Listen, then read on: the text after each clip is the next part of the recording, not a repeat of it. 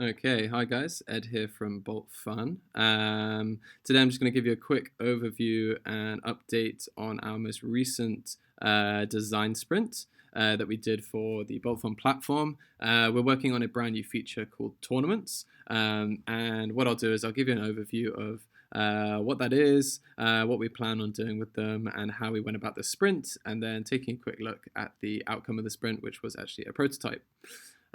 So for those of you who are not familiar with the sprint format, what we're trying to do basically is solve big challenges in just a few days. Really by coming together as a team, collaborating on the ideation, the definition and functionality of a product, coming up with some challenges that can be the focus of the sprint, and then solving those through a bit of research, some prototyping, mapping user journeys, and a lot of other stuff. So what we did on day one is we basically defined the product. We defined its core functionality, who's going to be using it, what sort of long-term goals we have, and then we came up with a bunch of challenges related to a whole different host of areas: organization, marketing, registration, team building, etc. And we then picked or voted on a primary challenge for the sprint. So the definition that we came up with for tournaments, so this will hopefully give you a good overview of what we're actually doing here, is tournaments are an online global competition for makers to learn, connect, collaborate, and experiment with building innovative applications and tools with Bitcoin and Lightning. Resembling a 2-month accelerator program, makers can form teams and show off their progress updates as they compete for a grand prize. So yeah, they're basically this kind of longer format style of hackathons, which have these kind of nested events inside of them, or meetups, workshops, and things like that, where people can basically build their side projects or their main hustles for over the course of a couple of months, and really make headway and progress and kind of document that out in the open. And then at the end of that couple of months, basically submit their project for a grand prize.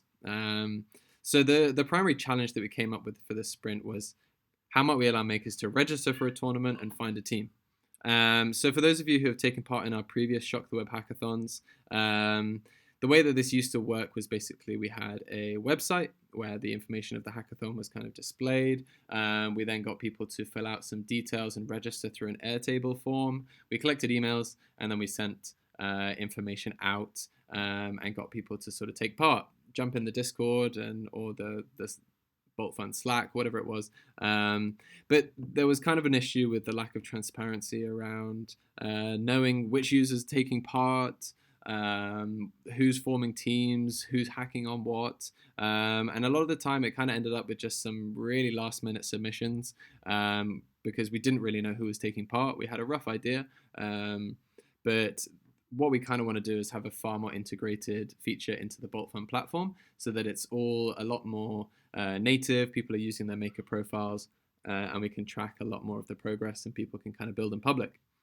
So day two of the sprint, what you basically do is, once you kind of have your challenge, your how might we that you want to tackle, which is the sprint focus, you then break this challenge down into 6 steps. You do it over and over with different people on the team, and you catch a few sort of different nuances of the flow.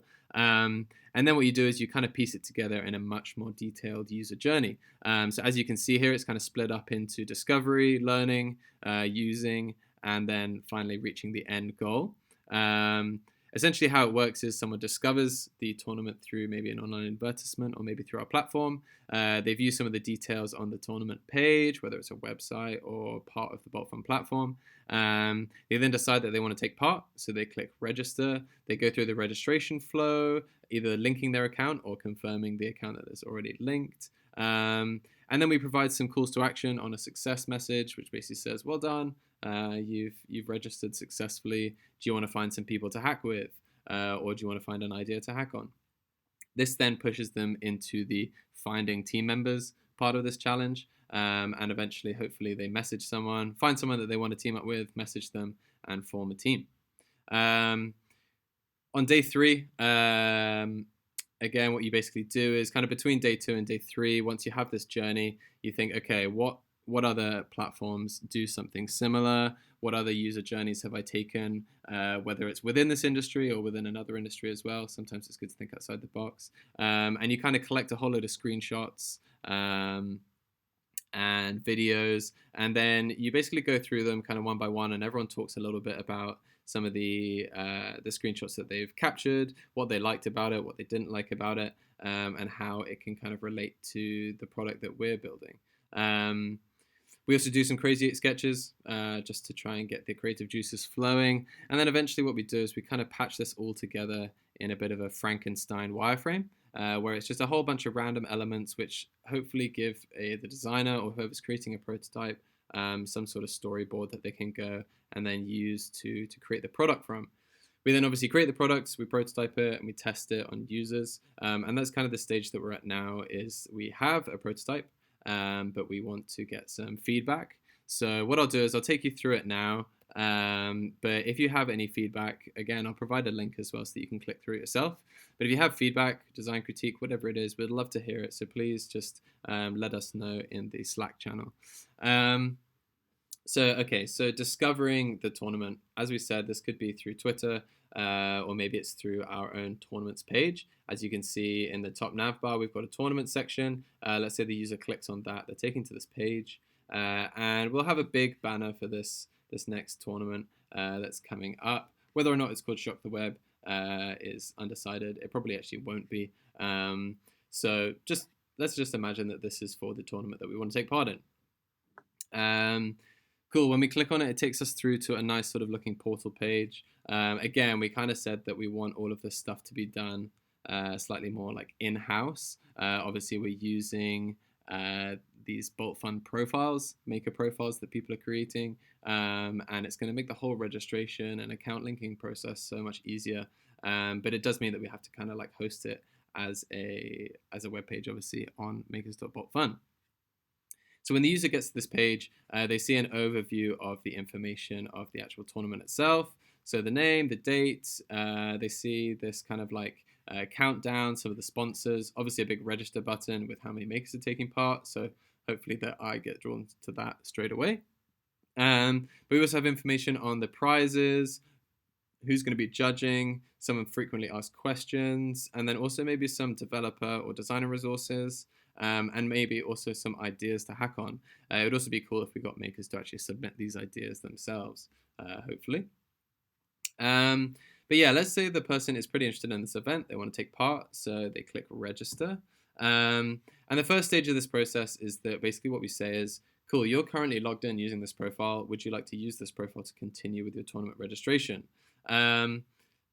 Hopefully this issue will kind of be solved in an update coming in the future, but basically people have multiple wallets which they use to authenticate an account. Maybe they have different accounts, so we just want to make sure that basically the user is signing up with the correct profile. If they're not, they can connect another account by scanning or clicking to connect if they're using WebLN, copying it into a different wallet, whatever it is. Or if they don't have a wallet as well and they're not really sure what's going on, they can click that, and it will take them to a nice article which kind of explains about Lightning authentication and what sort of wallets they can use. If not, they can click continue. So if they're happy to use this profile, they can click continue, and then boom, the success message comes up, maybe some confetti rolls in, and it says, nice work, you've successfully registered for the tournament. Get started with some of the options below. So again, how can we get people to register for the tournament? That's a success. But then also, how can we get them to team up with other makers? So we have these kind of like suggested actions that they could take. Find makers to team up with, maybe list your project or write a story to kind of start building in public. But the main calls to action are going to be kind of team up with other makers, and then maybe even explore some hacking ideas. But let's say they want to team up with other makers. So yeah, once they're registered, as you can see, these different tabs, I'll take you through them in a sec, but this kind of makers tab is really where people are going to be teaming up. So once you're registered, you see this profile card, this overview, of your hacker profile, which again, this is pulling information from your BoltFun profile, which is another reason why we obviously want to have everything interlinked. If you want to edit it, you can. But underneath, we have these kind of like basically all the makers. You can see a list of all of the makers who are taking part. You can search by name, you can search by role, whatever it is. You can kind of filter your search. And then you have these tabs, which are obviously a little bit more specialized. So, for example, we have makers looking for projects and projects who are looking for makers. So, interestingly enough, I think we're going to have these settings done actually within the projects settings and actually within the profile settings as well. So, if you want to be discovered at hackathons, at tournaments, if you want to be discovered by other makers, maybe messaged for team up requests, whatever it is, we're actually going to have that as a setting within the profile. Because otherwise, the user, every time they register for a tournament, they have to say, do you want to be discovered? Who do you want to be discovered by? And you have to go through this process over and over, as opposed to just setting it once in your profile and going from there. And again, similarly for projects, if a project is looking to recruit some people on their team, when they actually upload the product or they're actually just editing it. In the team section, you can kind of choose a selection of roles that you're looking to recruit. And then if you list that product within a tournament itself, it then shows up as a project, who is looking for makers, i.e. someone who's recruiting. And there'll probably be some information on what sort of roles they're looking to do as well. So if I wanted to connect with another maker, what I can do is I see, okay, cool, this is John Doe. She's looking to basically connect with someone. I can click view profile, which will take me to their page. And then there'll be a team up button on their page, which would actually open a sort of team up request. And hopefully they've inputted some of their contact information. We'll definitely make one of these mandatory, probably Discord. And then if you click team up, you can open Discord and you can send them a message. And, to some extent, people kind of have to, they'll have to kind of, do some of the part of the journey themselves. Not everything's going to be done through the Bolt platform. We don't really want to build out a messaging service within our platform. So that's why we're trying to use alternative services as well. To take you through some of these other tabs, as you might have noticed, we have an events tab. So people can host Twitter spaces, workshops, meetups, lots of different types of events. You can search for these events or you can sort of filter them. And then you can also kind of view the event details as well. Projects, again, so if you are listing your project as it's taking part in the hackathon, that's what you're hacking on, and eventually you want it to be submitted for a prize. You list your project. People will soon be able to upload their projects to makers.boltfun again, another feature that we're working on. So hopefully people can start working on their projects and list them up in here.